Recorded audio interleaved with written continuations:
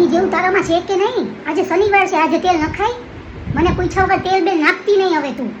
હમણાં છૂટું એક ગયણું માર્યું હોય ને. આજે અઠવાડિયાનો પેલો દિવસ છે, સોમવાર. મહાદેવજીના મંદિર જઈને મહાદેવજીના દૂધ અને પાણી ચડાવે તો તારા દિવસો હારા જાય. ભગવાનના નામ લે તો તારા કરમ હારા થશે. ને બને ને એટલા ઓછા પૈસા વાપરજે, આજે બુધવાર છે. ના હો, ભૂલી જાજે, આજે ભાત નહીં બને, મારે 11 છે. ઘરમાં બેજા હાલ છાનો માનો, આજે બહાર નો નીકળાય, આજે તો અમાસ છે. આંચ પડતા બહાર નીકળાય જ નહીં. હાલ બેજા નીકળો તો પપ્પાને ફોન કરું છું. આજે તો જો બુધવાર છે એટલે મગનું શાક જ બનશે. અને મારે તો દર અઠવાડિયે મેનુ ફિક્સ જ હોય. શુક્રવારે તો હું ચણા જ બનાવું અને શનિવારે અડદની દાળ અને રોટલો. ભાવે ને તો ખાવાનું, નહીં તો બહાર વયું જવાનું.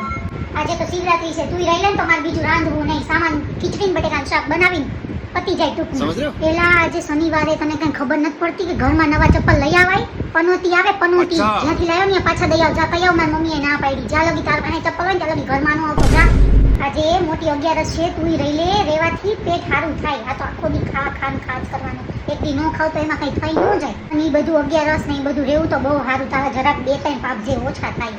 રહી લે બેટા, રહી લે.